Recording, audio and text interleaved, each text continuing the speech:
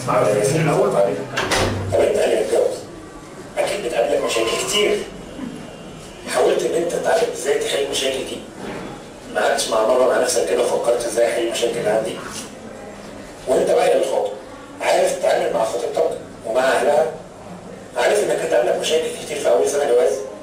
حاولت تتعرف على المشاكل دي عشان توجد لها حل من دلوقتي عشان ما تبقاش عقبات بعد كده؟ انت بقى اللي بتشاور عليك عشان تتجوز عارف تختار شريكة حياتك على انهي اساس؟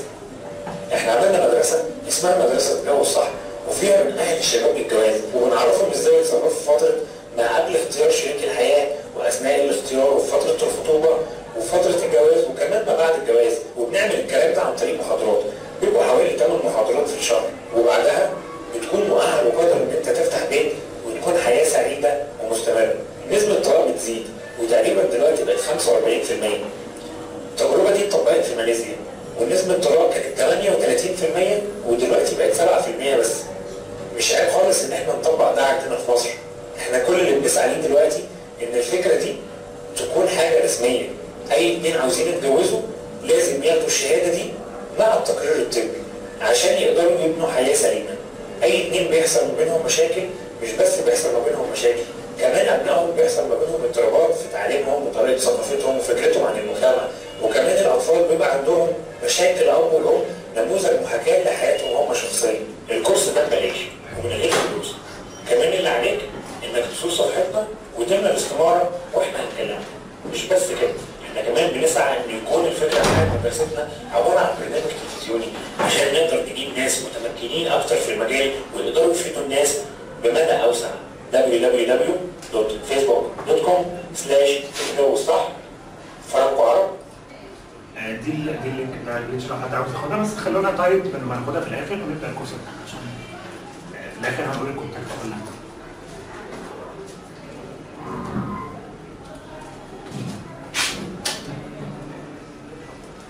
بسم الله والصلاه والسلام على رسول الله سيدنا محمد وعلى اله وصحبه وسلم. ما اعرفش المفروض كان يبقى فيه شويه شباب كده وكنا هنعمل شويه حاجات، بس هو الحظ انهم مش موجودين كتير النهارده. صحيح. بس هو ده لو دل على حاجه بيدل ان البنات هي اكتر حرصا ان هي تبني، وان يعني انا قابل كتابي كده في الشارع خد الورقه دي واحنا مجموعه شباب اسمها الجو صح عايز ايه؟ فبديها واحد قال انا عندي 50,000 جنيه في البنك، فكان قاعد مع واحده ما اعرفش هي خطيبته ولا اخته، فقلت له هو الجواز فلوس بس؟ فلقيتها بصيت كده فهي سموه وماشي. هو فعلا الجواز عندنا فلوس بس؟ ده اللي الرجاله بتبصوا له قوي، معظم الرجاله هو ايه يعني اتجوز زي ما ابوه اتجوز وزي ما جده اتجوز، وبقى الجواز عنده حاجه اسمها وراثه، هو الجواز توارثه زي ما هيورث البيت اللي هو قاعد فيه وزي ما هيورث شويه فلوس وخلاص. انما البنت هي اللي بتعرف مدى المعاناه الحقيقيه اللي الام بتبقى عامله ازاي وبتحاول تطبق ده فتحس ان في صعوبه، فبتعوز تيجي كورس زي ده عشان تتجوز صح. الجواز صح واحنا عملنا ده ليه؟ الفكره بدات من 5-6 شهور كده عندي على الفيس، يا جماعه احنا هنتجوز، طب انا عايز اتجوز، طيب وانا عايز اتجوز ليه؟ فبسال الناس ما اعرفش عايز اتجوز يعني هو اتجوز واخواتي ما جبنا اتجوزوا وخلصنا شغل اتجوزنا وخرجوا، يعني اي حد يقابله حبيبي ومامته واحده مثلا زميله مامته ولا حاجه انت في سنه كام؟ لا ده انا خلصت كليه طنطا. طب انت اشتغلت؟ شغال في كذا كذا. خلصت جيش؟ طب انت ما اتجوزتش ليه؟ ويبدا بقى السؤال ده بيتكرر. السؤال ده اكيد بيتكلموا كلهم، انا ما اعرفش الحاله الاجتماعيه بس هو ما تتجوزيش ليه او ما اتجوزتش ليه؟ بيجي عرسان طيب ما الدنيا ماشيه زي الفل. شدي حيلك شدي حيلك بقى قطر الجوازه يفوتك وما اعرفش يعني القطر ده بيروح فين؟ بس هو قطر الجوازه يفوتك وخلاص. يعني ساعات القطر ده رايح فين انا ما اعرفش. فاحنا عملنا حاجه اسمها الجواز صح. الجواز صح بنأهل الشباب للجواز وبنعمل حاجه اسمها محور اميه زوجيه. ايه محور الاميه الزوجيه دي؟ هو في اميين زوجيين زي الاميين اللي ما بيعرفوش يقروا ويكتبوا والحاجات دي؟ طبعا في. طيب دي بتتقاس ازاي؟ ما بتتقاس بنسب الطلاق. الناس اللي يعني المخطوبين وبيعملوا مشاكل دول عندهم نسبه اميه زوجيه. الناس اللي بتطلع عندها نسبه اميه زوجيه. الناس اللي متجوزين ومش عارفين يتعاملوا مع بعض وما بينهم مشاكل عندهم اميه زوجيه. الناس اللي متجوزين وعندهم اطفال مش عارفين يربوهم ومش عارفين يتواصلوا معاهم دول عندهم اميه زوجيه. كل الحاجات دي اسمها اميه زوجيه. طيب احنا ده بنعمل ازاي؟ بنمحي الكلام. يعني ما بنجيبش ورقه وقلم ونيجي نقول لكم نكتب الف وحرف الالف ده ايه ونرسم لكم عريس ده ايه تقولوا عريس ونرسم للرجال عروسه ده عروسه. لا الموضوع مش كده خالص. هو الموضوع عباره عن كلام ان احنا بنقول كلام. بس مش بنقول كلام بس، اللي بيقول كلام اسمه محاضر. اللي بيقول كلام ويعرفكم ازاي تطبقوا ده بيبقى اسمه مدرب. عشان كده احنا بنيجي نعمل تدريب اسمه تدريب الجو الصحي. هناخد ايه في التدريب ده؟ هناخد حاجات كتير. هو احنا طب ايه اللي الناس عاوزه تاخده عشان تتجوز صح؟ لقينا ان هم 4 مراحل. لقينا ان احنا لازم نعرفهم اصلا ازاي يختاروا شريك الحياه. طيب انا اخترت شريك الحياه وخلاص انا عرفت اختار. طيب لما تخطب بقى فتره الخطوبه ادي كده المرحله الثانيه، هنعمل ايه؟ هنتكلم في ايه؟ هتعامل معاه ازاي؟ انا هتعامل معايا ازاي؟ احط اسس ازاي؟ ايه المواضيع اللي احنا نتكلم فيها اللي اكون خايف منها بعد كده ان هي تعمل لنا مشاكل في حياتنا؟ هنتكلم في ايه؟ هنسمي العيال ايه؟ نتفق على كل حاجه من واحنا لسه في الخطوبه. طيب سنه اولى جواز، المشاكل اللي بتقابلنا ازاي نعالجها؟ ازاي نقضي عليها؟ ازاي اصلا ما نعملش مشاكل؟ طب لو جت مشكله ازاي نحلها؟ بعد كده تربيه الاطفال. بندي كل ده. فتعالوا نبدا كده اول حاجه النهارده وناخد اختيار شريك الحياه. طبعا اي حد كلنا بيجي لنا كروت افراح دعاوي يعني. بتلاقوا الايه القرانيه دي مكتوبه. حد بيقراها بتدبر. طبعا الكارت كلنا بنقوم جايبينه في كيس سرير وحاطينه تحت ما بين المرتبه او تحت الكرسي، الاماكن اللي احنا بنعين فيها الكروت دي عشان اسمها للذكر وخلاص. الايه القرانيه دي بتقول، هو احنا لما جينا ندور في القران جينا نشوف ان القران ده مهتم بالجواز قد ايه، ولا الجواز ده حاجه مش مهمه يعني بالنسبه للاسلام بتاعنا. فلقينا ان في 146 ايه قرانيه موجوده في القران تتكلم عن الجواز وعن الطلاق وعن العلاقه ما بين الزوج والزوجه وعن العلاقه ما بين الاب وابنه وعن العلاقه ما بين الابن وابوه وبر الاباء. الجواز في 146 ايه، ده غير بقى طبعا ماده حديثيه كبيره جدا.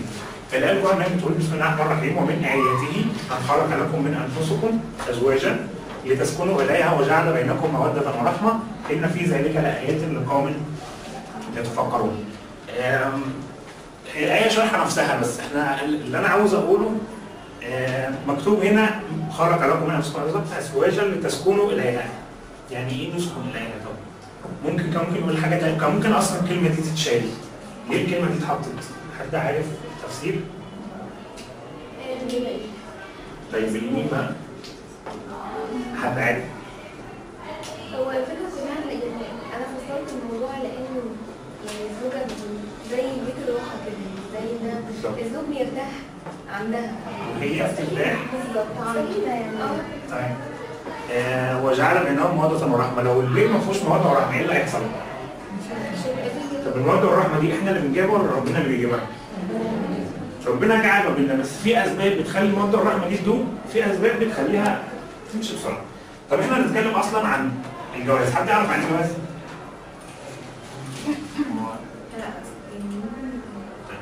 حد يعرف عن الجواز؟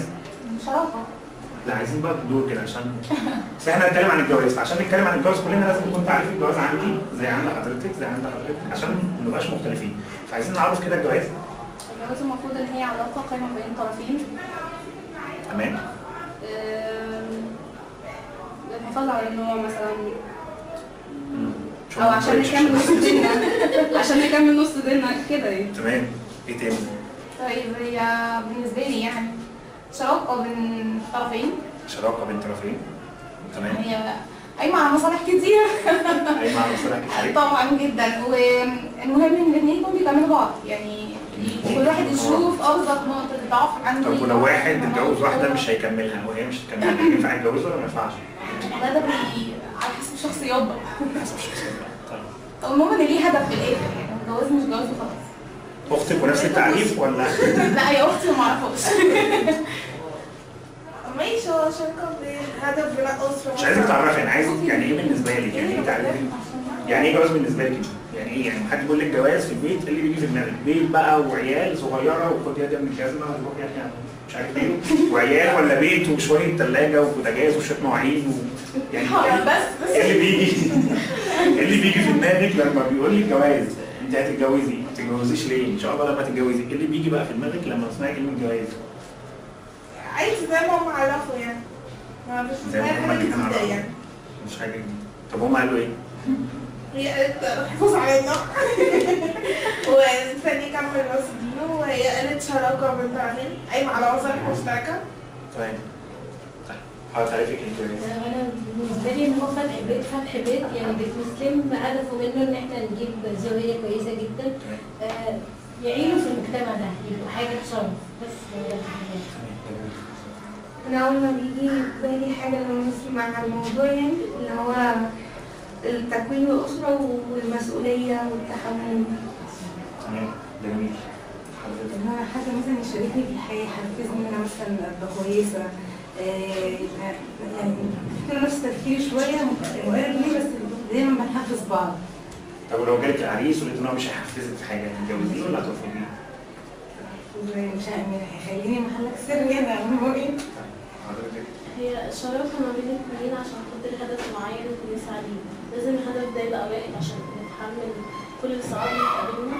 كمان ان حد يخليني احسن ويبقى فيه يعني مفهوم احترام ما بيننا، ده اهم حاجة. خلاص. في وجهة نظري هو شراكة، ده أساس لازم شراكة، بس لا أهم حاجة يكون كان مع التوافق. يعني مش لازم يكون في توافق، يعني فكرة زي ما يكون زي ما بتقال كده شخص مالي عليا، يعني لازم بالمعنى ده مش يعني. لا لازم يبقى شايفه ما معيبش عليه، لمجرد ان انا هعيب يبقى خلاص ده اول خطوه للمشاكل. طب وانت شايفه ان انت متقبله حد كامل؟ لا مش كامل، مالي عليا انا ممكن اكيد حاجات كل واحد ده كامل بالنسبه لك انت؟ بالظبط.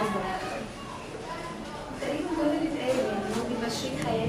هي بتقعدي اول واحده؟ المفروض يعني شريك حياتي، انسان طموح، مسؤوليه، تربيه ولاد.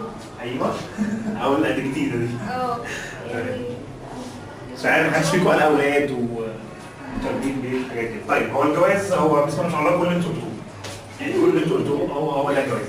الفكره انا كنت ممكن اجي واقعد اقول لكم الجواز هو عقد قرار وترابط بين اثنين هدفه اعمار الارض والعفاف والاحصان بس انا ما بحبش طريقه الدراسه دي. انا كنا ممكن اكتب لكم الكلام ده على بوست على الفيس واقول لكم الفيس بتاعتنا وخلاص بقى ان شاء الله نتابع بقى نكمل الكورس على الفيس وخلاص.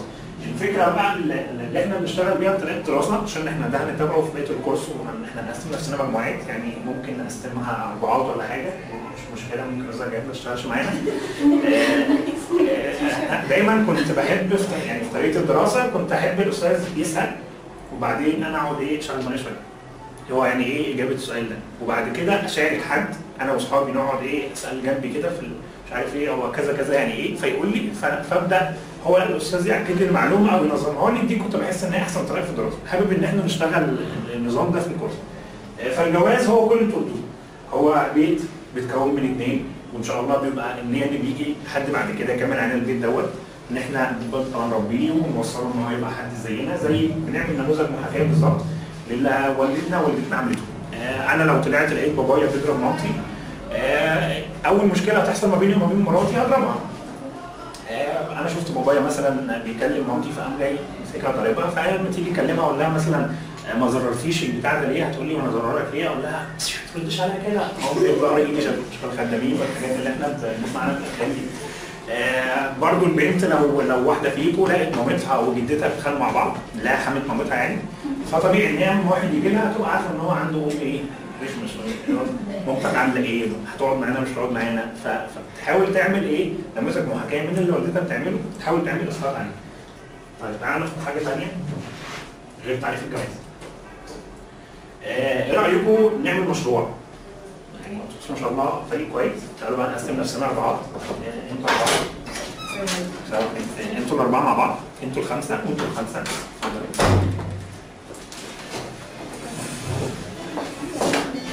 قسموا نفسكم مع بعض، يعني نقعد كده الموضوع او يعني شوفوا انتوا هتعملوا ازاي. هو احنا هنفتح مشروع كلنا كده رابطه المعلم، فعاوزكم تقولوا احنا ازاي هنفتح مشروع. عشان نفتح مشروع هنعمل ايه؟ ايه الخطوات اللي احنا هنعملها عشان نفتح مشروع؟ معاكم بقى ورقه وقلم وكده، وعايز بقى خطوات هنعمل 1 2 3.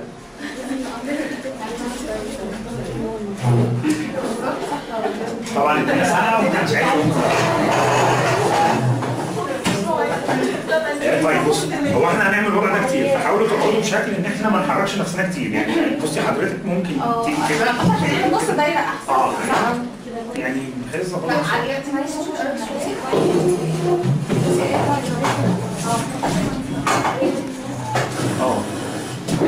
ممكن تاخدي كرسي. لا هو مش كل ده عايزه عايزين نفتح مشروع، هنعمل ايه عشان نفتح مشروع؟ خطوات بقى. طب مشروع ايه؟ حط انت المشروع. في مشروع محل موبايلات، ورشه تجاره. مع بعض. كلهم مع بعض. مكان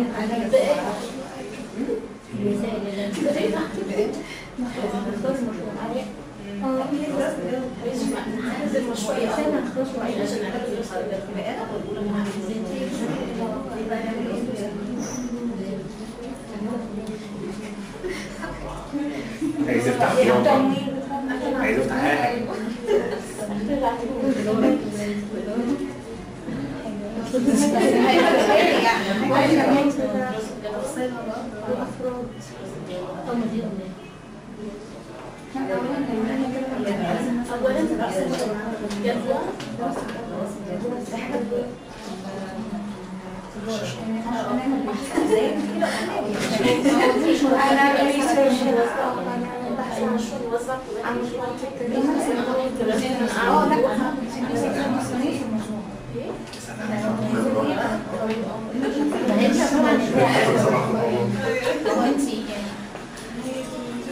مثلا سي عشان ايزي ستارت عشان في رؤيه مش عارف ايه، فانت لازم يبقى عندك نقطه على الشكل ده المقصود. انت بتميزي ايه عن فاضل دقيقه واحده واسحب الورق. المدة تنفيذ أو طريقة مدرسة الجدول تنفيذ.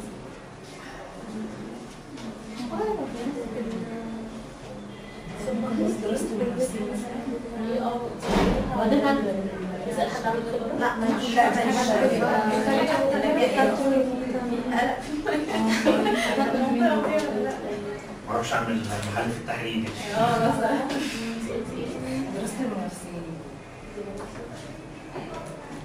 احنا مش كاتبين الترتيب. لا مش مشكله. دي حاجه ساعات كل حاجه الافتتاح قصدي كل واحد ممكن تبقى هنا مثلا فاضل 7 ثواني. احنا خلصنا. دي فاتح الاول. مش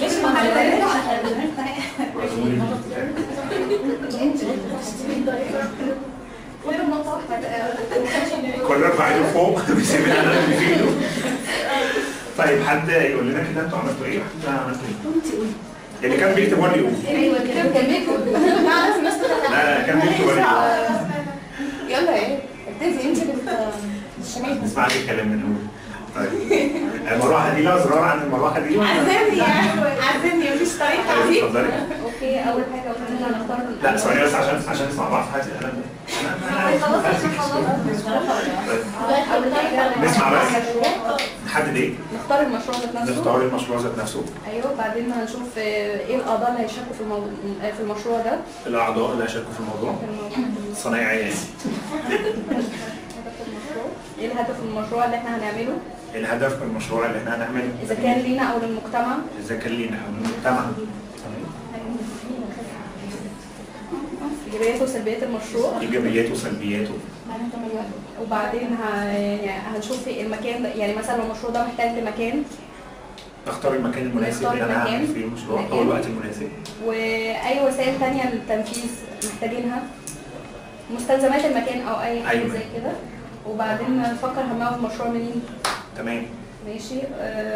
بعدين هنشوف يعني الاعضاء المشتركين في المشروع ده، كل واحد هيبقى ليه ايه دوره في المشروع. المهام بتاعت يعني الهيكل الاداري بتاع المشروع ده هيبقى ماشي ازاي.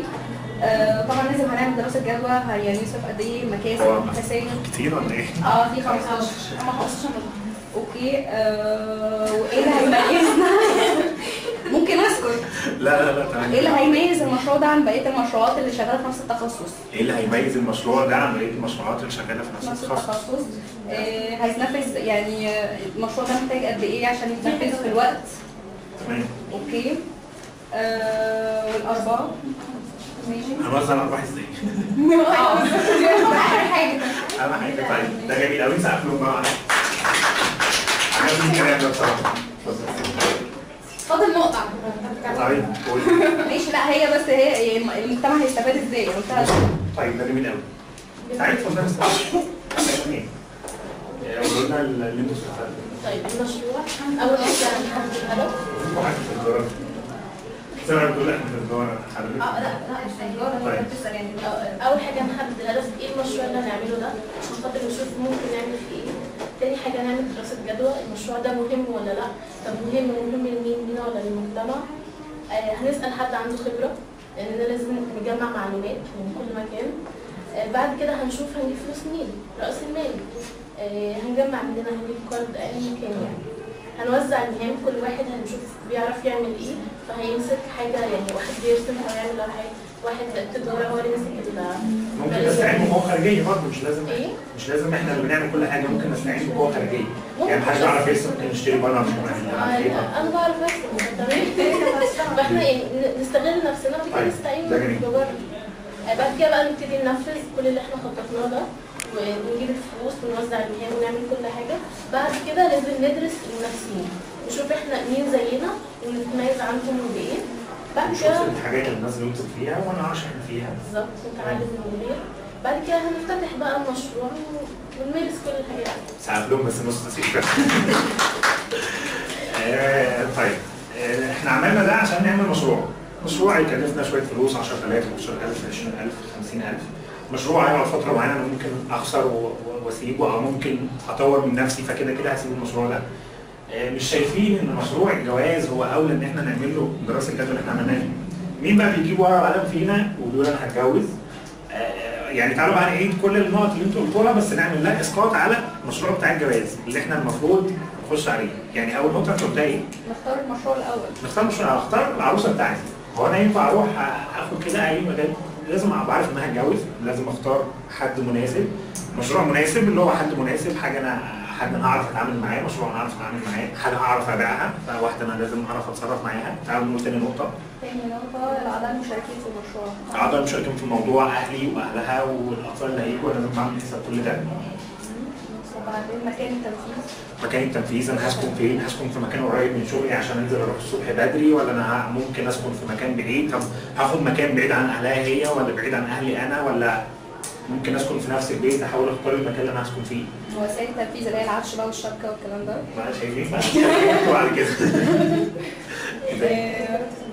إيجابيات وسلبيات المشروع. إيجابيات وسلبيات المشروع، أشوف إيه الحاجات الكويسة اللي هتعود عليا من الجواز وإيه السلبيات، لو جت سلبيات أكتر إن أنا أتجوز ولا أتجوز وأجيب سلبيات. ممكن نسقط على الشخص، يعني قلنا مميزات وعيوب الشخص يعني؟ إيه مميزات وعيوب الشخص وإيه مميزات وعيوب الجواز بالنسبة لي. يعني إحنا هنيجي بعد كده نيجي نتكلم في أحكام الجواز، هتلاقوا إن أحيانا على بعض الأشخاص الجواز حرام علينا إن أنا أتجوز، فدي هتبقى من ضمن السلبيات. فانا هاجي احسب السلبيات ازاي؟ هنعمل اختبار برضه عشان نعرف شريك الحياه اللي قدامنا دوت نوافق عليه ولا ما نوافقش عليه، فبرضه هنيجي لحته ان احنا ايجابيات وسلبيات، فلو سلبيات اكتر من ايجابيات يبقى مش هنوافق على الموضوع ده اصلا. فده طبعا حاجه مهمه جدا ايجابيات وسلبيات. انا بضحك بتقول حرام الجواز، افتكرت حسدوه من حرام الجواز. الجواز احنا مش هنتكلم. المفروض اول حاجه الهدف من المشروع، ايه الهدف من الجواز اصلا؟ ايه الهدف من الجواز اصلا؟ انا لازم ابقى عارف ايه الهدف من الجواز والا ما اتجوزش. والتمويل بقى بتاع المشروع. تمويل المشروع، انا معايا قرشين بقى اصرف منهم واجيب شبكه، اهلي هيساعدوني. مش عارف الهيكل الاداري. الهيكل الاداري بتاع البيت، انا هتصرف في ايه؟ القرارات اللي انا هاخدها، هي تاخد قرارات ايه؟ هي تربيه الاطفال مثلا وانا هجيب فلوس هي تصرفها كده يعني. دراسه الجدوى. دراسه الجدوى. دراسه الجدوى للجواز، دراسه الجدوى دي مهمه جدا. لازم اشوف الجواز ده هيجي من وراه ايه؟ وانا هو ايه ده الجواز بيجي من وراه حاجه؟ طبعا الجواز بيجي من وراه حاجات كتير. راحه بال، استقرار نفسي واستقرار عاطفي، وحته انت يبقى عندك بيت لوحدك بتروح تستريح فيه، دي لوحدها ليها قيمه كبيره جدا عند الانسان. حته ان هيجي من وراه اطفال وهيشيلوا اسمي، فدي كلها حاجات في النقطه اللي احنا بنتكلم عليها. ايه تاني؟ نقاط التميز في المشروع. التميز في المشروع، اشوف ايه اللي هيميز بيتنا ومش موجود في البيوت الثانيه، اشوف المشاكل اللي في البيوت الثانيه عشان احاول اتلاشاها وتبقى موجوده عندي في بيتي. ايه تاني؟ مده التنفيذ طبعا مدى الحياه. طبعا. الارباح. يعني الارباح بتاعت المشروع هي ارباح حسنات. ارباح حسنات وارباح اطفال وارباح زوجه صالحه وارباح حاجات كتير، ارباح جنه ونار. واستفاده المجتمع من المشروع. استفاده من المشروع، هطلع اطفال شوارع وبيشدوا في كل السلم وكده، ولا اجيب اطفال تشيل اسم مصر وليها مكانه في المجتمع ايه تاني؟ اخر حاجه اللي هي تحديد مهام القائمين عليه. تحديد معانا ادوار ايه وايه ادوارها ايه ودور المرأة ايه في الموضوع ودور اصحابها ايه في الموضوع، لازم احدد. طيب انت طبعا عملت كتير. انا اقول قولي لنا بقى الحاجات دي كتير. طب انت هتقولي وحد هيسكت، انا مش هسكت بقى تاني. اوكي اول حاجه تحدد الهدف. انا شايفه انا عايزه اتجوز ليه؟ يعني لازم يبقى في سبب معين عشان احنا يبقى واجهتنا احنا الاثنين كده نروح ليه بقى عشان خاطر نتحمل كل الصعاب اللي بتقابلنا. مثلا لو نتخانق معلش ولادنا كويسين، لو مثلا نتخانق معلش اصل احنا ممكن نحفظ القران سوا، اصل احنا عايزين عسلية بس بعد كده دراسة جدوى، يعني هستفيد ان الجواز يعني انبسط ولا لا، حاجة كويسة ولا لا. تمام. نسأل حد عنده خبرة بقى، اقعد مع ماما اتعامل ازاي، اتصرف ازاي. بيسميها؟ ماما. لا بلاش خالص. لا شوف اسأل حد عنده خبرة. استاذ احمد. بعد كده هنشوف راس المال هيبقى حاجة البيت ازاي وكده، هو كمان امكانياته المادية ايه. توزيع المهام لازم نتفق هنشارك حياتنا ازاي مع بعض. بالظبط. التنفيذ بقى نتجوز. تمام كل ده جميل. يعني اللي مش هيشوف يعدل نفسه بس، يعني هو متهيألي حضرتك كده اللي هتخرجي تتحركي. حضرتك شايفه كده؟ هو احنا كنا بنتكلم عن عرفنا ما دخلناش كتير، يعني عرفنا بس الجواز يعني ايه جواز، وهنتكلم في احكامه بقى دلوقتي. طيب احكام الجواز. امتى يكون الجواز فرض؟ وامتى يكون الجواز سنه؟ وامتى يكون الجواز حلال؟ وامتى يكون الجواز حرام؟ عارف ينفع ايه؟ انا عارفه اول واحده بس. بس يعني حضرتك بس؟ انا عارفه لو مش عارفه. طب كم حد عندنا في البيج بتاع الجواز صح؟ حضرتك عارفه صح؟ لا. ما بتذاكريش معانا خالص. انا؟ مش في الفيديو اصلا. في البيج على الفيس؟ لا مش عندي. انا اول مره اعرف الفيديو. انا مش بس ما تذاكريش. ماشي. كويس ان انتوا عرفتوني يعني عشان معايا حاجه زي كده. طيب دي ستيك نوتس وزعوها عليكم، وكل حد هيكتب امتى يكون فرض ويطلع يلزقها في خانه الفرض، وامتى يكون سنه هيطلع يلزقها على هو ممكن يعني نرسمها هنا في لازم. احنا هنطلع جوايز بقى للعيال.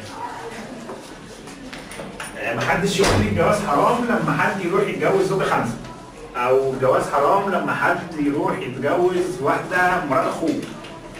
لما يعني مش واحدة أخت مراته، لا مش الحالات دي. أنا عاوز حالة جواز مرة أولى، حد أول مرة يتجوز، الجواز يبقى بالنسبة له حرام في حالات إيه؟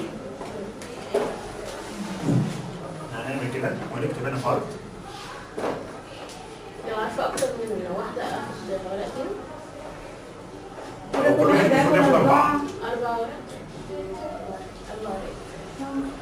بنتي ايه؟ بس اللي هياخد الستيك نوتس يكون عارف ال4، يعني مش عارف ال4 ما.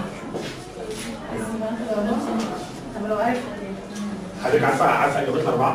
لا طب لا هي عارفه. لا مش عارفه. ايه؟ عارفه واحده بس؟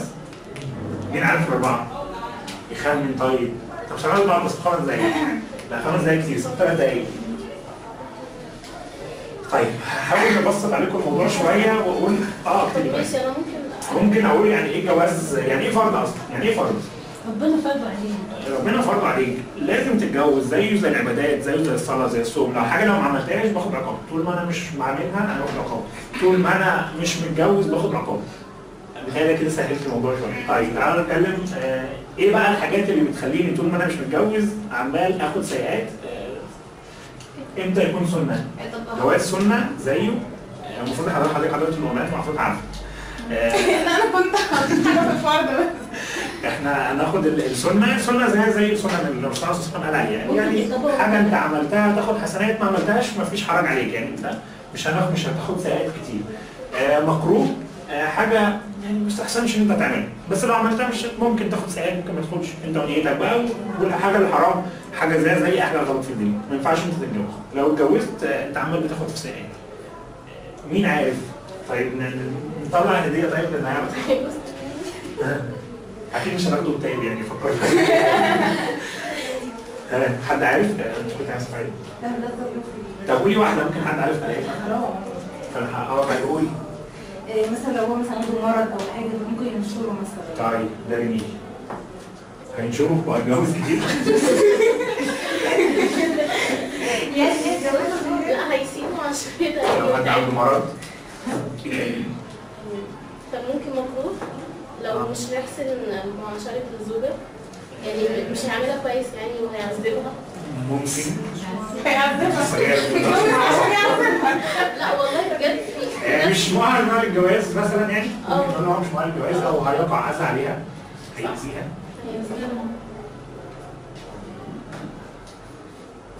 الظلم متهيألي لو هو هيتجوز واحدة تانية يعني أو عندها ظروف مثلا أرملة زي الرسول عليه الصلاة والسلام لما كان بيعمل كده، كانت مثلا زي سيد كده مثلا.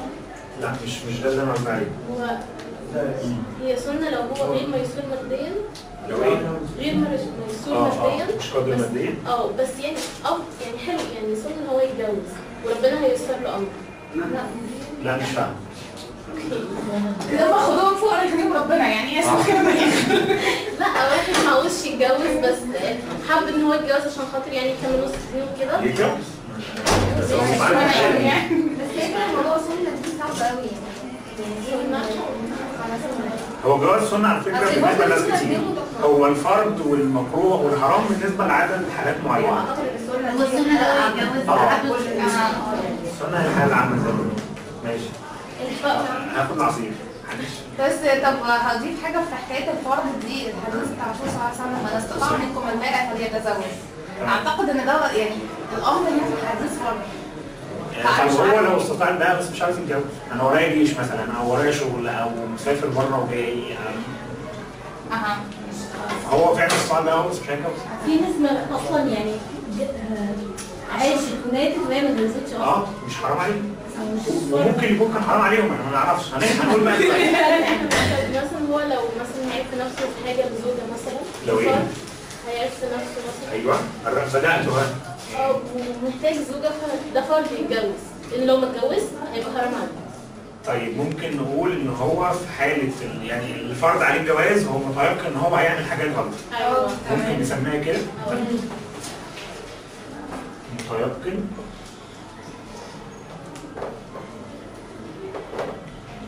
انه يعمل حاجات غلط. مش عارف هو كده فاضل المكروه ويعني تقريبا السنه قلناها. كده محدش ياخد هديه.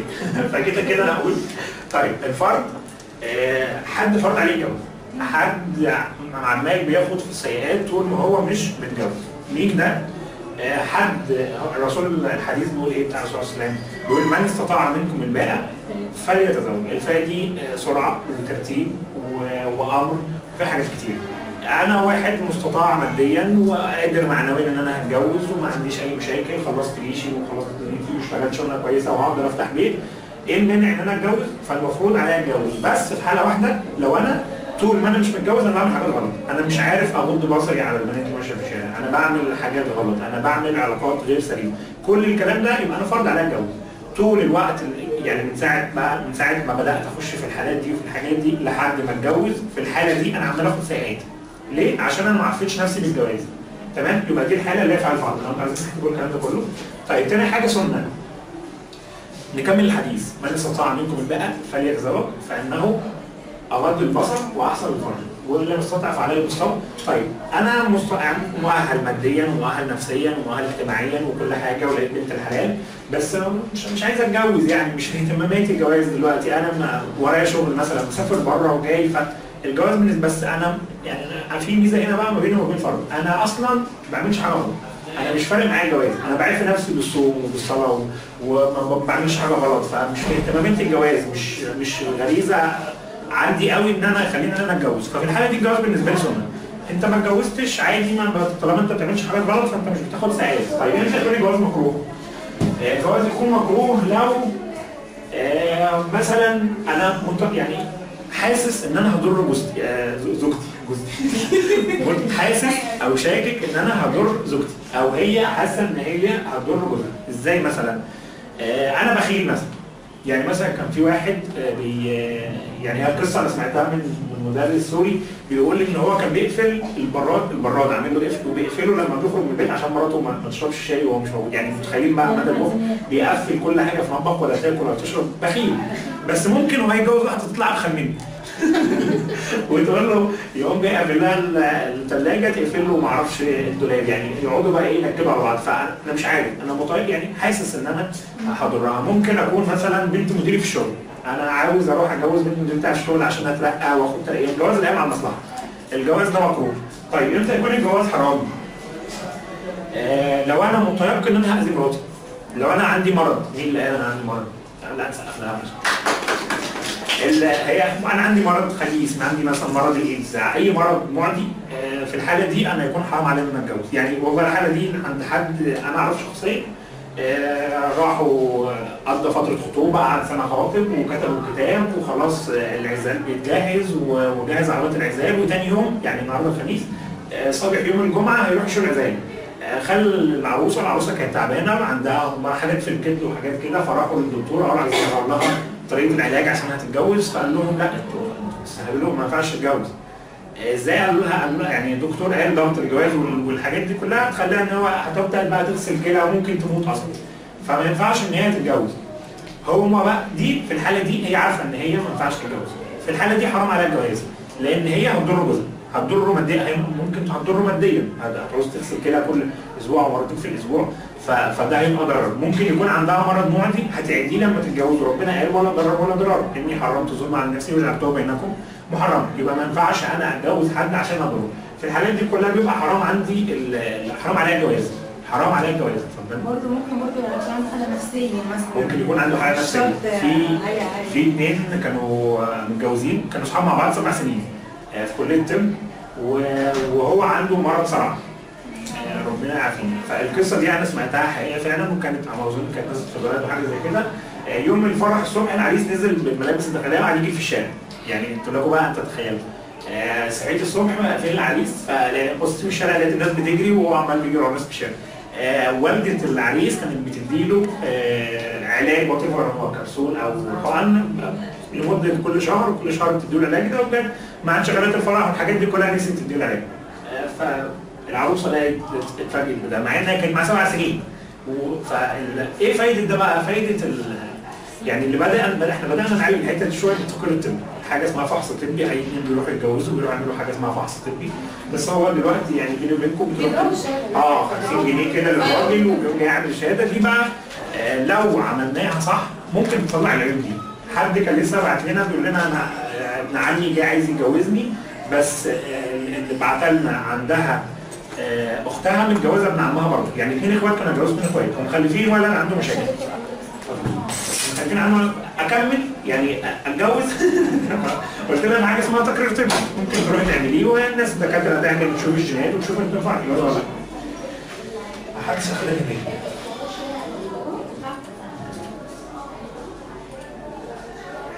اسئلتك صعبه خالص. اسئلتك صعبه. هو المفروض على فكره كلنا نكون عارفين الكلام ده.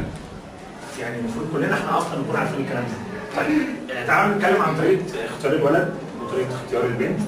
فاحنا هناخد حاجات عن اختيار شريك الحياه. في حديث عن الرسول صلى الله عليه وسلم بيقول ده المفروض الحديث ده للشباب يعني اكتر. تنكح المرأة على 4 لمالها ولحسبها ولجمالها ولدينها فاصبر بذات الدين تربت يديك. انا قريت تفسيرين الحديث ده. في تفسير كان بيقول ان الرسول صلى الله عليه وسلم كان بيقول للصحابه ايام الجاهليه الناس كانت بتختار على اساس المال والحسب والجمال الدين، فهو بقى ايه؟ فبيقول اصبر بذات الدين تربت يديك، يعني حاولوا تاكلوا على جانب الدين. طيب لو يعني قالوا طيب يعني احنا لو قلنا الدين وهو واحد تمام، وقلنا المال 0، فلو خدنا واحده عندها دين وعندها مال بقت ايه؟ 10. طب لو خدنا واحده عندها حسب زودناها كمان 0، واحده عندها دين ومال وحسب بقت 100. 0 كمان واحده عندها دين ومال وحسب وجمال. طيب لو قلنا واحده عندها مال وحسب دين بقت ايه؟ بقت 0. فالدين هو اساس الكلام ده كله. ما هي لو عندها مال وما عندهاش دين ممكن تصرف المال ده في حاجات غلط، ممكن تروح بقى تشتري اي حاجه حرام، ممكن تصرف الحاجات دي تبذر في الفلوس حتى على الاقل. لو خدنا واحده عندها جمال وما عندهاش دين ايه اللي هيحصل؟ ممكن تستخدم الجمال ده في اي حاجه حرام. لو عندها حسب وما عندهاش دين هتبدا تظلم الناس بالحسب دوت لو خدنا واحده. طيب كده الاربع حاجات اللي احنا قلناهم. هو المفروض الحديث ده اكتر للشباب. تعالوا نتكلم عن الحديث الثاني. اسمع، الحديث بيقول من جاءكم من ترضون دينه وخلقه فزوجوه. الحديث للبنات واكتر لاولياء الامور كمان. لان معروف ان البنت ما حدش بيروح يقول لها السلام عليكم وعليكم السلام انا عاوز اتجوزك، فهي بتختار. فالاهل يقول من جاءكم من ترضون دينه وخلقه فزوجوه. طيب تعالوا نعمل حاجه صغيره كده. ما اعرفش الحالات الاجتماعيه ايه، بس انا هسال كل حد سؤال وعاوزه يجاوب عليه. انتوا نفسكم ايه في شريك الحياه بتاعكم؟ كل واحده قاعده نفسها في ايه؟ في مهند، حد شعره طويل، حد محترم، يعني عايز اسمع صفاته. اللي اختار تقول انا اخترت فيه عشان يمكن كذا كذا كذا. لا بقى باليمين. لا باليمين. لا باليمين، انا كله باليمين. اتفضلي. نفسي يعني في ايه؟ نفسي كتير. زي مثلا اولا بص يعني مثلا يهمني قوي بس مش قوي يعني، بس انا ببقى خايفه يعني قوي بس مش قوي. الانسان اللي ما عندوش دين ده بخاف منه جدا يعني. اكيد يعني يكون بيخاف ربنا، يكون يعني شكله يعني مش وحش قوي يعني، بس هو يعني يكون معقول يعني، مش واحد يعني متوسط يعني. ده اصل الواحد لما لو انا مثلا تخيلت واحد يعني جامد قوي مش هيجيلي كده، فايه الواحد ياخد يعني لا فيها مبين يعني ما شاء الله. سلام عليكم. ايه تاني؟ يعني لو عاوز يبقى كويس ومش قول يعني. لا مش لازم يعني ايوه صفه كويسه. عادي يعني. هرجع لكم يعني اعرف احنا بنعمل ايه. طيب ليه؟ ما انت عارف فيها. لا ما اعرفش. موضوع صعب. عديني كده بصراحه. لا مش حكايه صراحه، اصل انا يعني طماعه جدا، فانا بدعي ربنا حاجات كتير يعني. مش مشكله. ربنا يهونك الباقي ان شاء الله. يا رب مساعد. مبدئيا الحديث ده رقم 1. تمام. دينه وخلقه ده لازم بقى يعني. والدين انا ما اقصدش فيه ان لازم يكون بقى شيخ ولو اني يا ريت يبقى كده بس ايفر يعني. على الاقل البيز ان يكون عارف العبادات الفروض اللي احنا المفروض نعملها دي اول حاجه. تمام. وده طبعا هينعكس على خلقه. تمام. بالظبط. فطبعا الاخلاق بقى في حاجات كتير قوي يعني. حاجه الصبر مثلا. خليكي في يعني هو الاخلاق ما تخشيش في تفاصيل، يعني اخلاق من ضمنها الصفات كتير، فخليكي في بس في البوينت الاساسيه عشان انت كتير. اوكي ماشي. طيب اي حاجه ثانيه بعد دول؟ مش مشكله. وقعدت تقولي طماعه لا ما مش هقول كله. في سيكريت يعني، في سيكريت بيني وبين ربنا. حضرتك بيؤمن يعني عنده دين ده اساسي. تمام. بيبقى كل الاخلاق الحميده يعني، وما يكونش عصبي، وبيؤمن بحريه المراه. يسيبها تاخد قراراتها بنفسها عشان محدش حد ياخد طب هتشتغلوا كده. بس يعني دي الاساسيات. تمام. مع مين عايز مهند؟ لا الكلام ده طلع مش حقيقي. اولا يكون بارد باهله جدا يعني. يكون ايه؟ بارد بامه خاصه. تمام. علاقته بربنا كويسه. جميل. بس هما يعني دول اللي بالنسبه لي. ما شاء الله ربنا يهديهم. أول حاجة أخلاقه ودينه، يكون الدين والأخلاق عنده مش بس حاجة ظاهرية، مع إنه تطبيق عملي في حاجة زي دي. تمام. وأنا أتمنى إن هو يكون قريب مني في مستوى التفكير وطريقته وعاداته ومستوى اجتماعي. تمام. الماديات أنا ما أتمناش إن هو يكون أقل مني في الماديات. تمام. عشان أنا ما تعبوش يعني. يكون رفيع.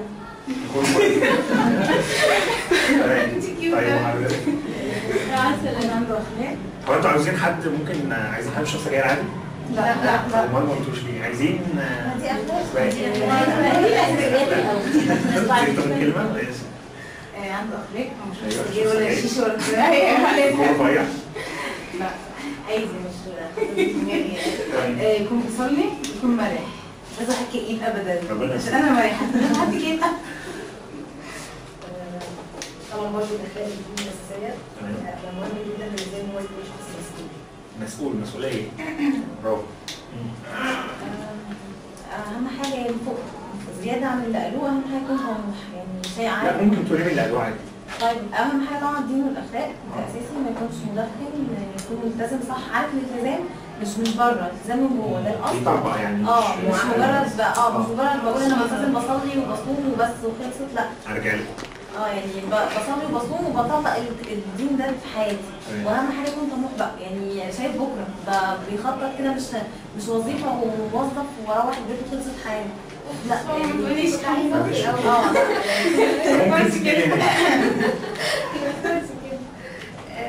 باكد على حنان اللي بحط تحتيها 100 خط. حنان. الطموح الدين والاخلاق طبعا قبل كل ده. يكون انسان مسؤول، دي حاجه مهمه جدا جدا جدا جدا. دي حط تحتيها 500 خط. انا اول حاجه ان هو يبقى متدين وسطي كده كويس، عنده اخلاق، يكون فاهم الحياه تحت يعني مبدا المشاركه، ان هو مش هي بتمتلكني ولا انا همتلك، لا احنا بنشارك بعض. يكون انا عايزه اشتغل وعايزه ابقى طموحه في حياتي وكمان يبقى طموح، لان نكون بنشجع بعض. طيب كل ده جميل. اهم حاجه كل دي تمام. كل دي حاجات احنا ما سمعناكوش ثلاثه. احنا كنا بنسال كل حد